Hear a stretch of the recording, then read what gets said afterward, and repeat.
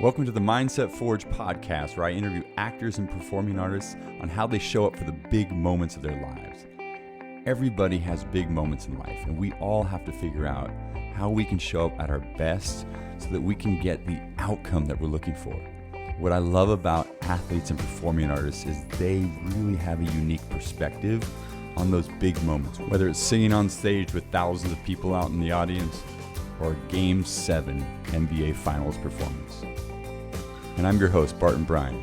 I'm an athlete, I'm a former actor and singer, and I love helping people really understand and take that final step to being better at the big moments of their life.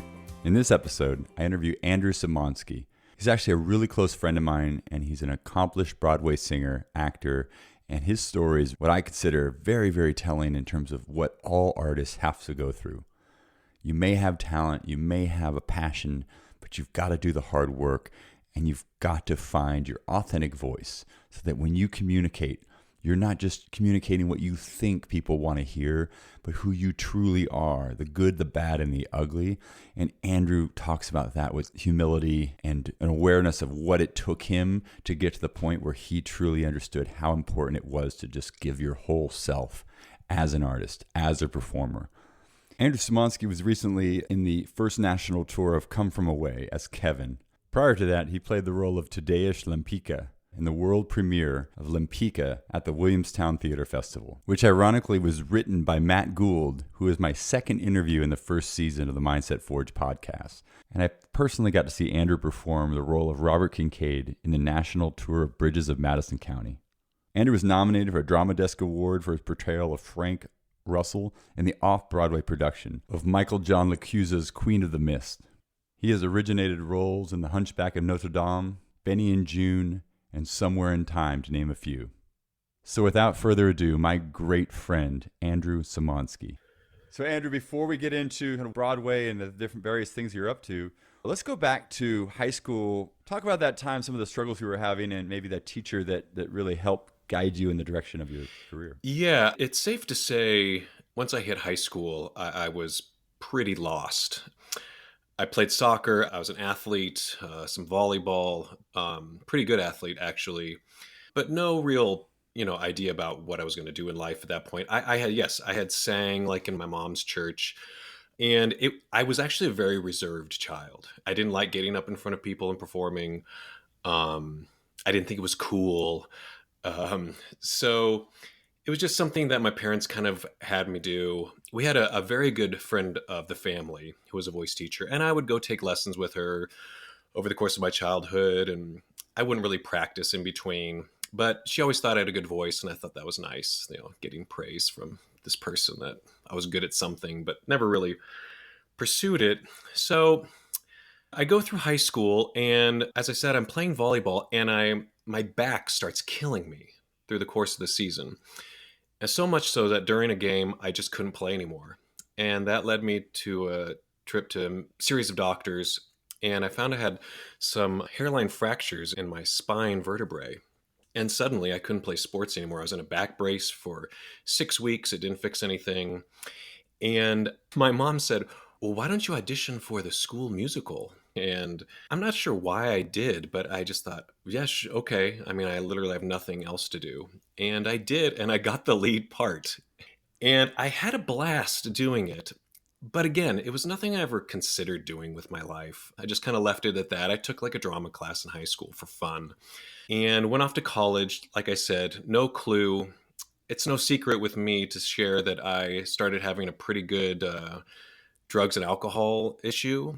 And that's basically what I did my first year of college at UC Santa Barbara, which was like the number 1 or 2 party school in the country, which is why I chose to go there actually at the time.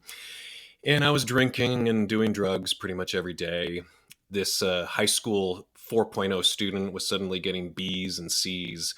And after that first year, my parents caught me with some drugs, and they kind of had a no tolerance policy and gave me an ultimatum to either go to rehab or to get out of the house. And my parents are fantastic people. I really had a great childhood, and I was sitting there in that moment like, what should I do? And so I knew my parents loved me, and I decided to go to rehab to appease them. not thinking I had a problem. Besides which, I had no street skills. What am I going to do? Where am I going to go? I have nowhere to go. I'm an only child. Off I went to rehab. And it was there that I listened to other people and related, unfortunately, realizing that I think I actually did have an issue.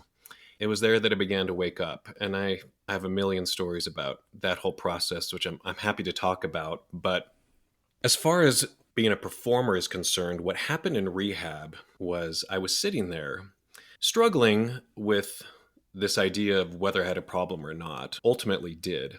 But I receive a letter at the rehab, a typed out letter from this old voice teacher, a friend of the family. And in it, she begins to say, Andrew, I know this is hard for you. I care about you. I just wanted to say this.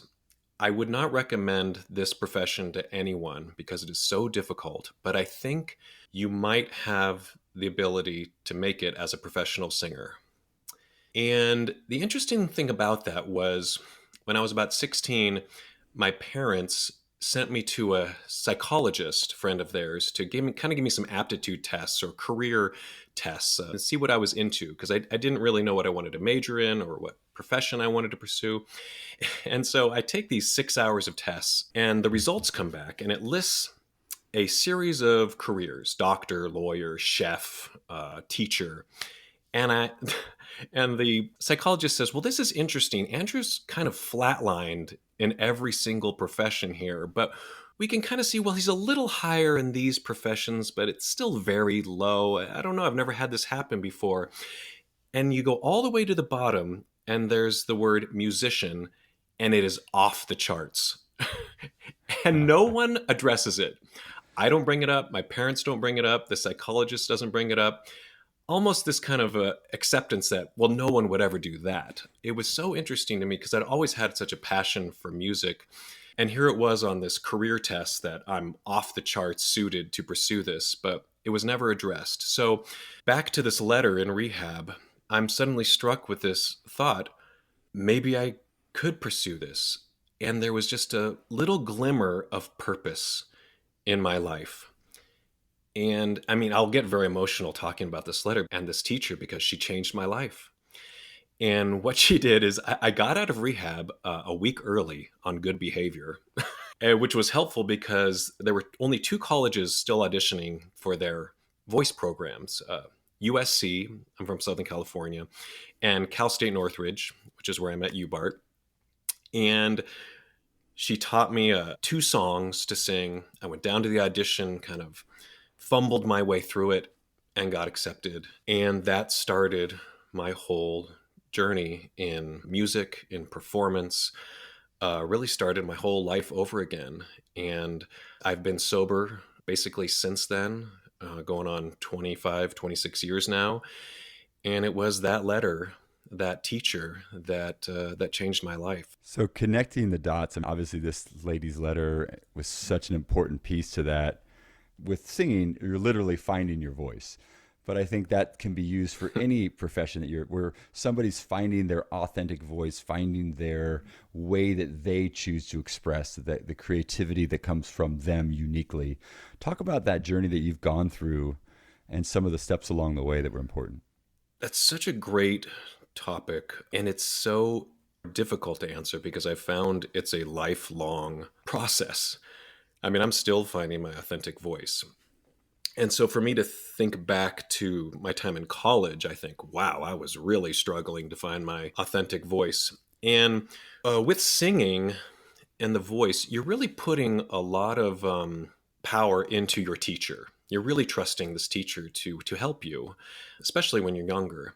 And I had some okay teachers at Cal State Northridge. I definitely learned some technique, but my voice didn't feel as free as I wanted. I would listen to professional singers I liked. I felt like, well, I don't feel like I have the freedom or tone or ability that they have. And that's okay. I'm still learning, but something's missing. And so I kind of go on my own journey, and I think I actually ruffled a lot of feathers by doing this, as I decided to find my own teacher outside of Cal State Northridge, which no one at the college was happy about. And that didn't go over well at the school. And I started learning a new technique that seemed to accomplish the goals that I was looking for. And ultimately, the school didn't want me doing that, and they paired me with a teacher at the school that I liked very much, but was kind of in an old technique that I wasn't sure suited me. But I finished my time at CSUN, and the interesting thing about that was Cal State Northridge had been known for decades as a great classical voice program. It had some famous teachers, famous alumni, and the program was very insular. But things were changing, and for the first time, they paired the opera production with the drama department. And a drama teacher directed the opera for the first time. And opera singers are notoriously known for not being great actors, which makes sense because in school we got zero acting training. But suddenly we had an acting teacher directing us and, giving us notes, feedback about the acting, not about the singing, not about the music. And it was so exciting. Suddenly we were storytelling instead of making music. And nothing against opera. I adore opera, and great opera singers are great actors for sure. But in training, the focus is primarily on the singing. It's such a unique craft. The technique has to be so perfect. It's about the singing first in opera, which is beautiful. But it takes away a little bit from the acting. And so here I am with a drama teacher directing me. And I'm suddenly expressing myself, not just through singing, but through acting, through telling the story, getting into the character, not just focused on how I'm sounding. And it was very exciting. And the show came to life in a new way for me. And so I decided to start taking some acting classes at Cal State Northridge. And I enjoyed it so much that I thought, maybe I don't want to do opera. Maybe I want to do something like musical theater, where there is more attention to the acting. And so I went to the drama teachers. I feel very rebellious as I'm talking about this against the music department, because I seem to be doing all these things I realize now that weren't kind of the way you were supposed to do things. What I noticed, and listeners understand that Andrew and I basically started at Cal State Northridge together, both in the opera department. Both of us were actually in that production where the theater director took over and kind of ran the production of it. Was a Married to Figaro. What I remember, Andrew, is that everyone thought you were just perfect. Your technique, your acting, you were very, very well studied in all the things. And so I don't think you were getting the feedback or the challenge that I felt like you needed. Like people were like, you're great, doing awesome. And you're like, no, there's so much more. That's my experience just watching you, is like you started looking for who else can teach me, because everyone around me is telling me I'm great, but I know there's more. Does that ring true for you? Well, I appreciate that. It's funny you say that. Yeah, the truth was I knew I was doing well in the program. I was getting all the lead roles. I was looked at as a star student. I ultimately won best senior that my final year. Yeah, things were going well in quotes. But I would look at professionals. I would go to operas. I would listen to recordings. I started watching musicals, and I thought, there's something they have that I don't think I have yet. And I don't know where that came from for me. Just an ambition that I was born with, perhaps, a perfectionism that I still struggle with today. I think part of me also knew how difficult the business was. I wasn't winning major competitions. No one was courting me to come be a part of their opera company. It felt very far away. It's like the difference between the minor leagues and the major leagues. And minor league players are great, but it's like this tiny little bit you need to be able to play in the major leagues. And it's so difficult for so many to ultimately get to that final ability to play in the major leagues. And I think that's kind of what I was looking for. How do I get there? I want to get there. And I guess I just had that blind ambition to just do whatever it takes to make it. And so I went to the drama department and asked the teachers that I'd worked with, can you help me get into graduate school for acting? And I remember Peter Grego saying, oh my gosh, we were hoping you'd say that.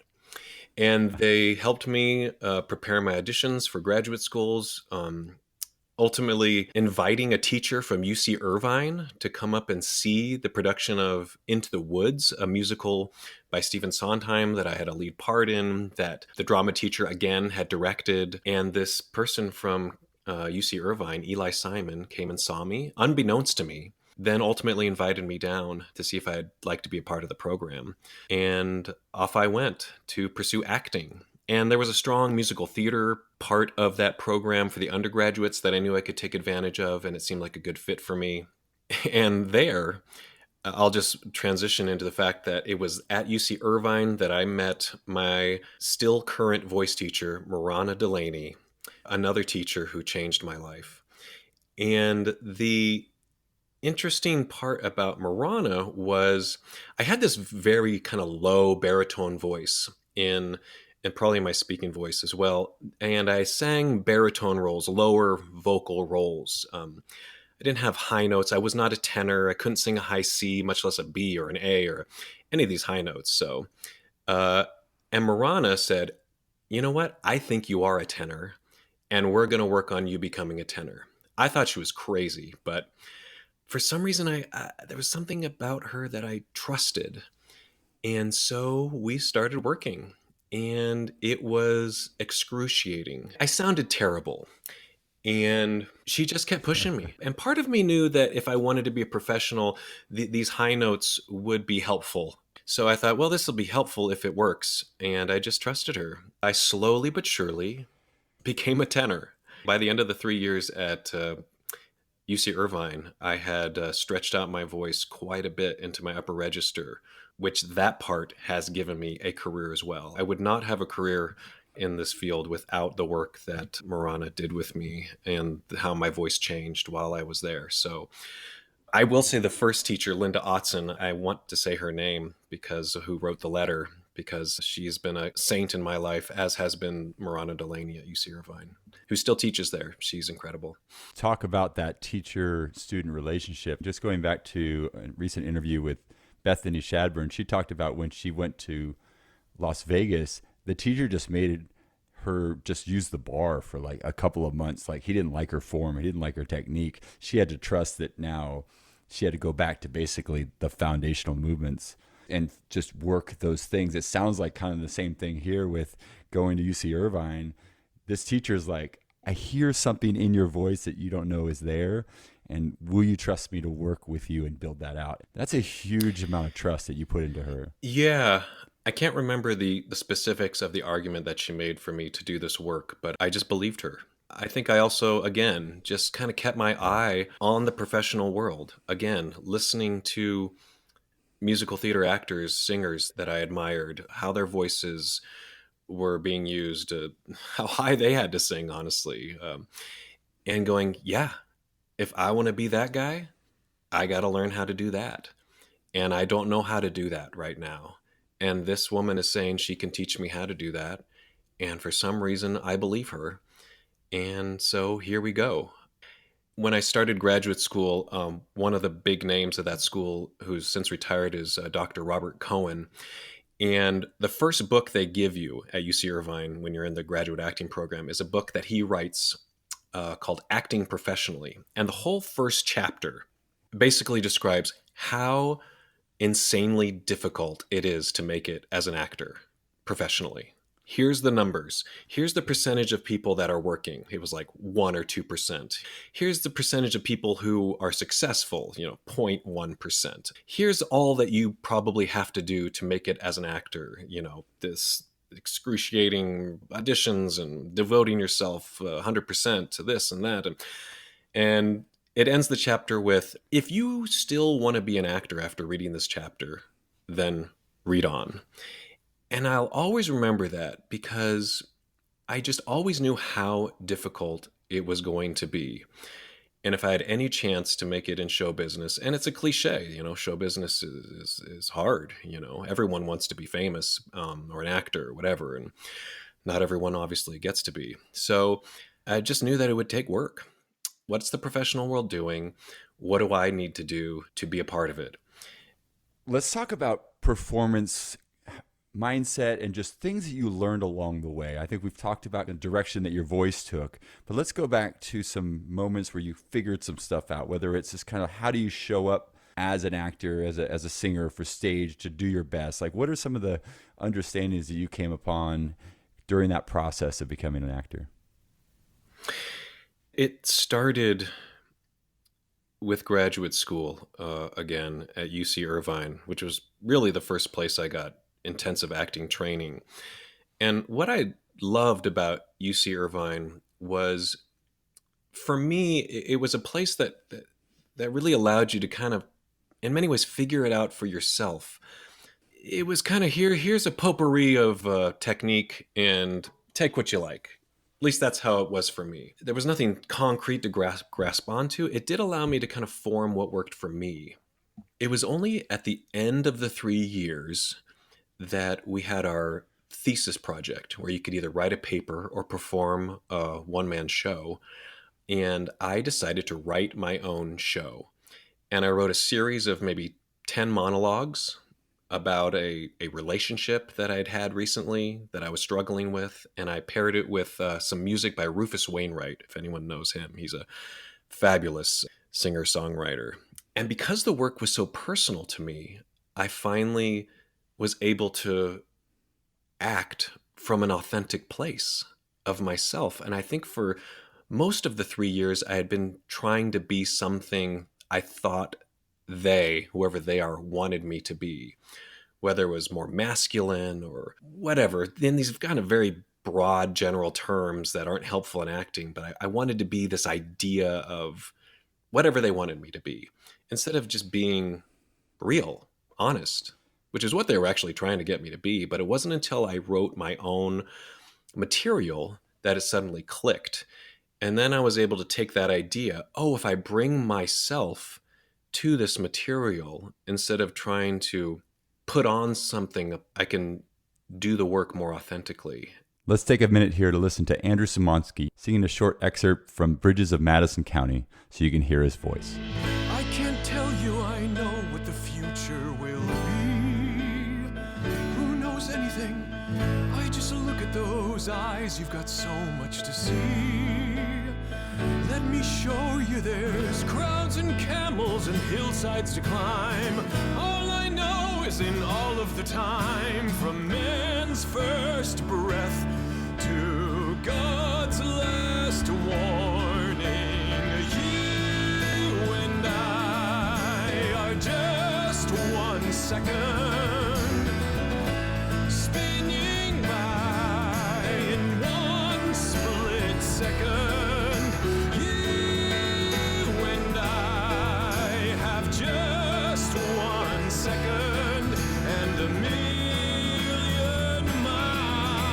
To go.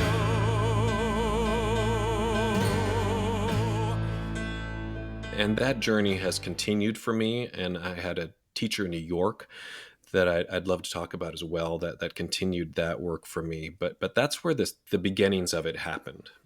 And so I go to New York with this idea that, again, and again, here I am. I'm kind of a star student now at UC Irvine. I'm getting the lead roles. I maybe kind of feel like maybe I know what I'm doing, but I'm very humbled by the business. I'm very scared of whether I can even make it. I just wanted to be able to pay the bills. That's really all I was hoping for. Maybe I could book a Broadway show. So I go to New York and I start getting little jobs, enough to kind of pay for my rent in Astoria and feed myself. That's about it. But things are going along okay. And I had heard about this teacher, Craig Cornelius, in New York, who taught a class, I think it was called Acting the Song or something. And he was a composer, songwriter, written for some Broadway shows. And I went and audited his class. And I went up to him and was like, I'd love to take your class. And he said, great, I'll put you on the mailing list. I said, great. Never heard from him. Years went by. 3, 4, 5 years, I think. Wow. And out of the blue, I get a call from him saying that he had some openings. I went auditioned for him. He let me in the class. And the first class, he asked you to just sing something you like. And I went up there and I think I sang a Frank Sinatra tune. And I go up there thinking I'm charismatic and charming and singing and, swinging it. And he's like, okay, great, Andrew. Let's take out the swing. Let's take out the charm. Just sing the song. Just sing it, just as yourself. And it was really uncomfortable. It was like, someday when I'm awfully low, when the world is cold, I will feel a glow just thinking of you. Those were the lyrics. And when I finally listened to the lyrics of the song, wow, this guy is being really vulnerable. And this is really uncomfortable to be vulnerable and sing in front of these other students, in front of people I don't really know. But it was a huge lesson in that this is what the work requires. It requires bringing your full self, the good parts, the bad parts, the uncomfortable parts, the shameful parts, the successful parts, the fulfilled parts. Our business demands that we bring all of this. And why does it demand that? Well, because we're storytellers. And when I share something shameful about myself or tell a story that feels shameful, someone in the audience will say, I feel that way too. Oh, thank God. I thought I was the only one who felt that way. And when we can see other people share our stories, it connects us. It makes us feel we are not alone. We have a common humanity. We have a common story that we are telling. And that's what it's all about. I think I thought as a man that I was supposed to be confident. I was supposed to be strong. I was supposed to be sexy. I was supposed to be attractive and yearned for. And it took me a while to realize what's really beautiful is revealing your true soul. That is really uncomfortable work. And some people don't like doing it. Craig Cornelius would say, someone would come in and be like, oh, that's uncomfortable. I don't want to go there. I don't feel like doing that. And he would say, then maybe you need to find a different professional, because that's what it requires. And the interesting thing was I would sit there, as uncomfortable as it was for me to do it, when I would observe others do it, it all made sense. I would watch this person bare their true soul. Craig was very big on using personal experiences to relate it to the material that we're using. If the person in the song was winning a baseball game and the person singing it, an actor, had never played baseball before, it's like, well, what was it like getting your first Broadway show? Oh, click. I get that. I just booked my first Broadway show, the most amazing feeling in my life. Well, that's what this person winning the baseball game is feeling like. And it worked so effectively. And I would just see the honesty and the beauty coming out of these fellow performers. And I thought, well, if that's what I'm getting watching them, then that's what I need to provide as an actor. Whether you're a singer or an athlete, you've got to understand that hydration plays a key role. With the vocal cords, hydration is absolutely paramount. Being an athlete, you've got to be hydrated. You've got to be taking care of your muscles and your body so that you can perform at the highest level. That's why I love Mantra Labs' Hydrate formula. This thing is a game changer with 1,200 milligrams of broad-spectrum electrolytes plus 72 trace minerals, prebiotics, and vitamins. It comes in 2 great flavors too, lemonade and fruit punch. Normally, I'm all about the lemonade, but Mantra Labs might just have the best tasting fruit punch on the market, and I've tried them all. I literally go to the gym on a daily basis with like 88 ounces of Hydrate in my water bottle, ready to go. I love supporting them too because it's an Austin-based company and they got the best quality ingredients on the market. And I feel better when I go work out with that Hydrate formula. I like taking the Rise in the morning, and I definitely use the Rest right before bed so I can get absolutely the best sleep possible. So go to gomantralabs.com and use the discount code MindsetForge to save 25% at checkout. And I'm thinking right now, we talk about mindset of performance, obviously with acting and singing and stage work specifically. You have to prepare yourself. You've got to be in the right mindset. But you're also talking about, okay, then I got to go out there and bare my soul and really connect my heart, my soul, my spirit to the journey that the actor is going through on stage. Like, let's take your first Broadway show. Let's take South Pacific. Your first Broadway show was at the Lincoln Center. Talk about playing that role and preparing for this big moment. Obviously, the stakes are so high. It's your first show. But now you also owe it to yourself and to the part to be completely yourself in that character. So talk about the process of how you figured that out and how you showed up on stage. Let me explain it by sharing this story. I'll go back to Miranda Delaney, my voice teacher at UC Irvine. One of the ways we worked on me becoming a tenor, getting higher notes, was we worked on this song called Younger Than Springtime from South Pacific. I hated this song. It was so difficult. We had these high G's in it, and G isn't even that high of a note for a tenor, for sure. I couldn't sing it that well. It didn't sound pretty. We'd use it as an exercise. Great. Well, like you said, cue to however many years later, I booked my first Broadway show, which is South Pacific. I'm in the ensemble as one of the CBs in the chorus, basically, and I get to understudy the role of Lieutenant Cable, who has the solo Younger Than Springtime. And by this point, my voice has improved. I can sing this song now. I feel pretty confident about it. We rehearse the show. We go into what's called previews. Now, previews are performances that happen before you open the show. You're rehearsing the show. You're continuing to improve the show through rehearsals during the day and performing it at night to audiences. But the show is not technically open. Reviewers have not come. You're still fixing the show. And understudies do not get to rehearse their parts until after the show opens.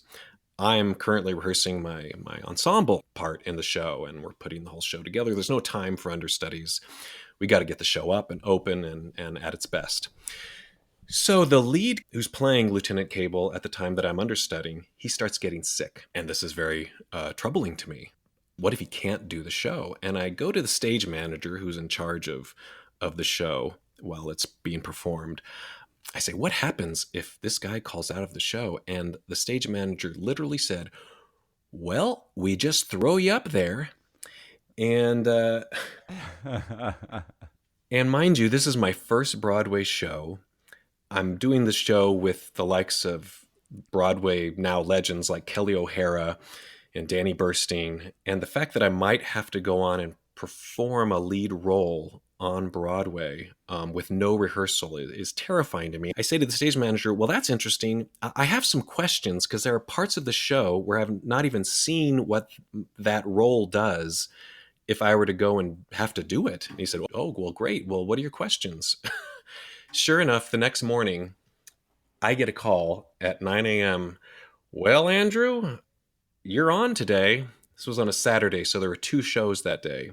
And I wake up, obviously, like a bolt.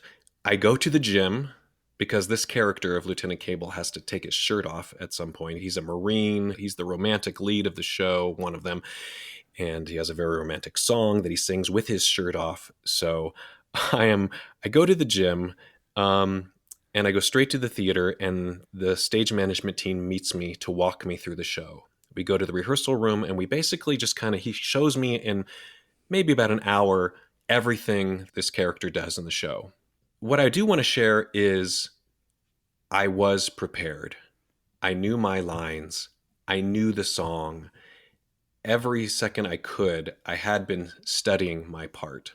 So for the most part, I knew what to do, but there were parts I had not ever seen before. Luckily, it wasn't anything too complicated. That leads me to go back upstairs to try on the costumes, see if they fit me, make alterations. And literally, as I'm getting out of these costumes, the overture is starting for the show. Oh my gosh. I didn't have time to think. I think that was the great part, or the lucky part for me in all of this, was I didn't have time to think. I just had to go, do. And the character has this fantastic entrance. He comes up over this sand dune. He's in this Marine fighter pilot gear. He looks like the stud of the universe, and which is what he is in a sense at the beginning of the show. And I have these sunglasses on, and I'm coming over this dune, and everyone on stage is looking at me. The audience is looking at me. It was a total out-of-body experience, but the preparation was there. I knew my lines. I knew where to go. I knew what to do. And I just did. And would I say it was my most committed, authentic performance? Absolutely not. There's a duet with Kelly O'Hara. And basically the whole time I'm singing that duet on stage with her, I'm thinking, holy crap, I'm singing a duet on stage with Kelly O'Hara on Broadway. But on the outside, it probably looked okay. And after the show, Bart Scher, who is a big-time Broadway director, came up to me and he was like, great job, Andrew, great job. And wow, that felt good. I ended up doing it 2 more times in a row before the actor came back and was healthy again. And because of my preparation, I really earned some points there. And ultimately, when the lead actor left, they bumped me up to take over the role, and I ended up playing that role on Broadway for a year and a half, which was huge for my career. It was a thrill of a lifetime to do it. And it was only because of the preparation I had done that I think I was able to keep my cool. And I'm not just talking about the preparation I did for the show. When I say preparation, it was the grad school, it was the undergrad, it was the personal preparation that I did as a human being a sober individual, getting my life in order, going to the gym every day prior to going on, knowing that I may have to go up on stage and take my shirt off and look my best. And so all of that preparation was helpful for me to feel confident when I went out on that stage for the first time in a lead in a Broadway show, and for me to think at least a little bit, yeah, I can be here. I can do this. Fantastic. How do you then use that character for that year and a half to really connect deeper to that experience and that role? Well, that was the really beautiful thing about that part, because he comes out on stage looking like the alpha male. What's beautiful about that part that Rodgers and Hammerstein wrote is that by the end of it, he is learning what it is to be a man. This song, Younger Than Springtime, he sings to a young Tonkinese girl that he's fallen in love with. What he is doing is he is revealing, this is me. You fill me in a way that I've never felt filled before. He is the epitome of what we used to think of as a man, quote unquote. And here he is meeting this young woman saying, I'm broken open. You make me feel whole. I see beauty again. I feel joy again. So in that way, what a profound thing to say in a musical that was written in the 1940s. So for me, it was a way for me to work through my own ideas about that. And I worked on that song with Craig Cornelius, who really helped me see that about the character, about the song. So, and I was able to kind of take those lessons onto other roles. Being a tall, blonde, white man who goes to the gym, I certainly was cast in a lot of masculine roles, jerks, guys who, were supposed to be powerful, commanding, whatever we thought men were. And what I've had to learn is that I don't need to put that on.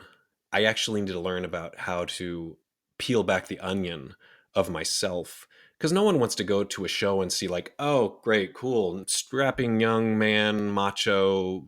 That's not interesting. What's interesting is if that guy has some fear, shame, he's delicate. Maybe that's why he is the way he is. It's really one of the exciting things about being an actor is you get to peel back all these layers about how complicated we all are as human beings. And so that's fun.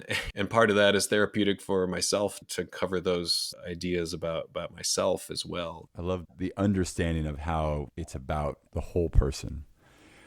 Last thing I really want to stay with on performance, because I feel like I've asked a lot of questions to performers about kind of their mindset around stepping on stage and that it's different every time. But maybe talk about a time on Broadway. Let's go back to the show South Pacific, since you talked about that earlier, when it doesn't happen all the time, but there's magic every once in a while. And your psyche, your subconscious takes over, and you're in the moment much more so than a normal day. Talk about experience that you had and just some of that magic and what that feels like? The magic will happen when something doesn't go the way you thought it would. And that would happen a lot in Craig Cornelius' class, where you have an idea about the way you want to do something, and it'll come out a little different. And you'll think, oh, I like that. I didn't even think of it that way. And that actually makes a lot of sense. And so what you have to kind of start trusting is that mistakes, quote unquote, can be helpful. They can kind of jolt you into the moment. It's this trick of trying to be present in something that you have rehearsed doing for weeks. The idea of the actor is he's saying these words for the first time. The character is saying these words for the first time on stage, but in a sense, you've said them 100 times in rehearsal before. So how do you make it present? It's this fine line between forgetting and remembering at the same time. And what that allows is for a little space of authenticity to creep in and to just let your natural instincts maybe take you to this place or that place. And it may not be exactly right every time, but it will be authentic.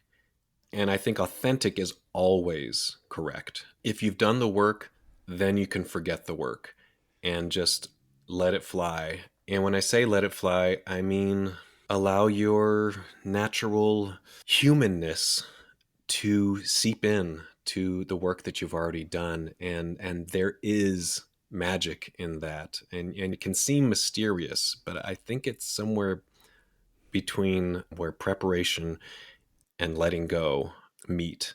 We're all trying to find that as actors. If you could do it easily, then everyone would. Linda DeVries, who you and I got a chance to study with at Cal State Northridge, she was one of the acting coaches. She said this, and I always remembered it. I actually think she said it while I was in the Peace Corps. She said, they catch monkeys in South America by putting a cookie in a Coke bottle. The monkey grabs it and won't ever let go of the cookie, so they never get out of the Coke bottle, and then they capture the monkey that way. And her point was, sometimes you got to let go of the cookie so that you can get your hand out. And I thought, wow. I remember thinking about that. Like, think about all the places in our lives where we're just holding on too tightly in some metaphorical way, letting go of the cookie, like trusting that the work was done, trusting that the preparation was there, and just letting the instincts, letting the vulnerability, letting ourselves be surprised. I love that. And how I interpreted what that story is, for me, letting go of the cookie has always been letting go of who I think I am, who I think I'm supposed to be, the preconceived ideas of myself as an actor, but also as a human being, always letting go of how I think it's supposed to be and who I think I'm supposed to be. And when I do that, I am merely whoever I am in this moment. Sure, it's going to be fueled by a lifetime of experience and whatever we have gone through, but forcing ourselves into a person, it only keeps our hand caught in the bottle. And I've had to realize I'm not a tough guy. I'm a very sensitive man. I'm 6'1" and can bench press whatever, but I still see myself as that scared little middle school boy.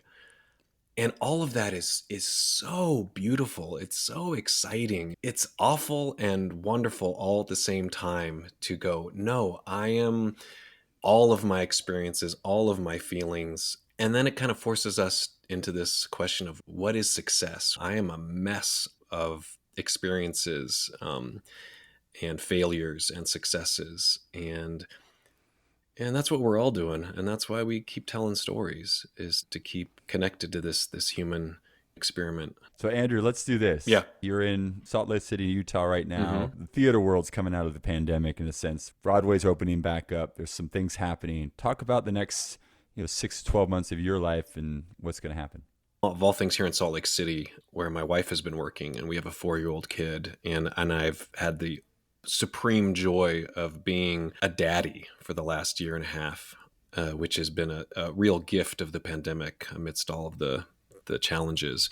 But now I get to look forward again as things open up. And I do have a project that I can't publicly talk about yet, but will hopefully happen this coming year. I'm auditioning. I will be going to New York to work on another show for a couple weeks coming up this fall. Yeah, this is the life of the actor.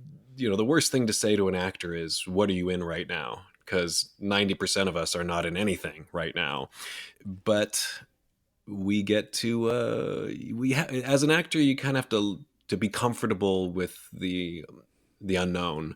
And it's never completely comfortable, but it gets a little easier. And so right now there's a lot of unknown, but I'm trying to trust the universe that things will develop as they will. And hopefully there'll be some more exciting projects to work on. And in the meantime, I get to fulfill my life with family and friends. The next time you play a dad on stage, you can all these moments with Luke and your family and all that will be fuel for your background on who you are and and ironically, these next two projects, I will be a dad, and these are the first times I have been a dad on stage, and it's very fulfilling. Last thing, just for my listeners here, I'm going to drop in the show notes just some videos of Andrew singing, but also if there's any new news that we can report about Andrew, what he's got going on. Once the unofficial news becomes official, I'll make sure we drop that in there so that everybody can kind of follow what Andrew's up to. And of course, Andrew on Instagram and other ways for you to keep track of Andrew and what he's all about. Andrew, thanks so much, man. This was awesome. Hey, I love you, bud. We have been friends for 25 years now, and I couldn't be more grateful and more proud of the work and service that you're doing for the human community. Big thanks to Andrew Samonsky for his thoughts and what it takes to be a singer, actor, and perform at the highest level. What I'd like all of us to take away from this is you got to do the work, whether it's your sport, your art form, or whatever you're striving to live at your best at. When it comes to the performance, like Andrew says, you got to forget the work and just let it fly. And that can mean different things in different genres, but you probably have heard that before. You gotta be willing to let it go. My acting teacher used to say in New York, Bart, just jump off the cliff. You can't have a backup plan. You gotta just go for it. You gotta just see what happens and be willing to trust the work is there, you know what's supposed to happen, and let your instincts take over. And hey, if you haven't listened to Matt Gould yet, go back, episode 2, check him out. Remember to follow Andrew on Instagram. Make sure you're up to speed with what he's got going on. And of course, click on the various YouTube links so you can hear him sing. Thanks so much for listening to the Mindset Forge podcast.